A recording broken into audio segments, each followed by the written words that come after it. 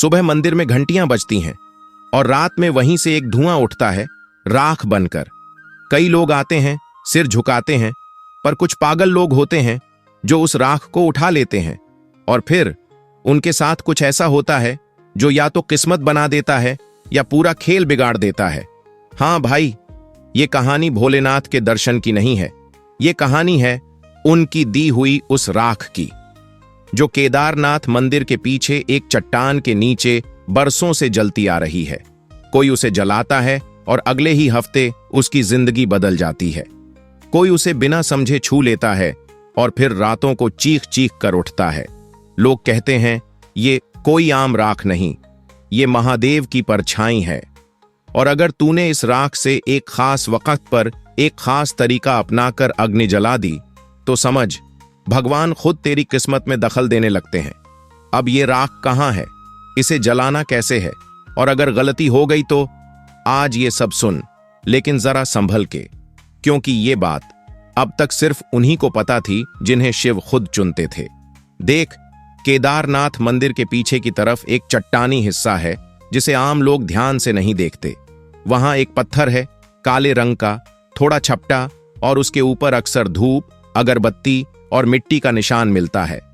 वहीं पर हर अमावस्या की रात कुछ लोग चुपचाप जाकर अग्नि लगाते हैं, एक छोटी सी पूजा करते हैं, और जो राख बचती है वो वहीं रह जाती है। अब तू पूछेगा, क्या कोई भी वहां जाकर राख उठा सकता है?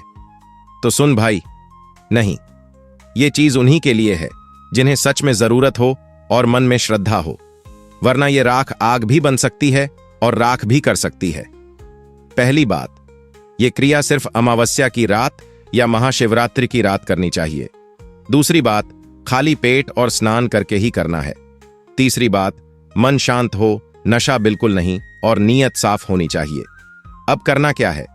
एक मिट्टी का छोटा दिया लेना है। 2, उसमें थोड़ा सा घी डालना है और उसमें वो राख मिलानी है। 3, दिया जलाकर उसे अपने सामने रखना है, विशेषतः शिवलिंग के सामने या घर के उत्तर दिशा में। 4, फिर ये मंत्र बोलना है, ओम नमः शिवाय त्रिनेत्राय रुद्राय अग्निस्वरूपाय नमः। 5, मंत्र का जाप कम से कम 108 बार करना है। 6, जाप करते समय अपनी मनोकामना मन में बोलनी है, लेकिन आवाज नहीं निकालनी। 7, दिए की लौ को एकटक देखते रहना है, ध्यान वहीं रखना है। देख भाई, ये कोई मजाक नहीं है, ये कोई आम पूजा नहीं है। अगर तू हंसी मजाक में करेगा, बिना श्रद्धा के करेगा, तो असर उल्टा भी हो सकता है। लोगों ने अनुभव किया है, नींद में डरावने सपने, सिर भारी होना, अजीब सी ऊर्जा महसूस होना। इसलिए दिल से करना, वरना बिल्कुल मत करना। एक लड़का था, रमेश, देवप्रयाग में रहता था, बेरोजगार था, घर में तनाव, ऊपर से कर्जा भी था। 2021 में केदारनाथ गया। वहां एक साधु बाबा मिले, बोले, पीछे जो राख है उसे संभाल कर ले जा, अगली अमावस्या को जलाना। रमेश ने वैसे ही किया। घर आकर अगली अमावस्या की रात वो दिया जलाया, मंत्र बोले। 21 दिन के अंदर जिस कंपनी में इंटरव्यू देने गया था वहीं से कॉल आया। पहली नौकरी मिली, फिर प्रमोशन भी, और आज वही लड़का खुद ट्रैवल कंपनी चला रहा है और हर साल शिवरात्रि पर केदारनाथ जाता है। रुके हुए काम तेजी से बनने लगते हैं, बार बार की असफलता से मुक्ति मिलती है, कर्ज में राहत मिलती है, मन में शांति आती है। कुछ लोग कहते हैं उन्हें सपने में भोलेनाथ का आशीर्वाद मिला। ये कोई राख नहीं भाई, ये महादेव की छाया है।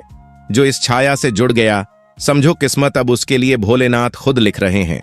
जो शिव से डरता है वो मिट जाता है, और जो शिव में समर्पित हो जाता है उसके लिए पूरा ब्रह्मांड झुक जाता है। अगर तूने ये बात दिल से सुनी है तो अगली अमावस्या को याद रखना ये विधि। और अगर इस तरह की रहस्यमयी और असली शिव कथाएं सुननी हैं तो जुड़े रहा टूर विद डुकलान जी के साथ। अगली बार फिर लेकर आएंगे एक ऐसी साधना जो तेरे रोंगटे खड़े कर देगी। हर हर महादेव।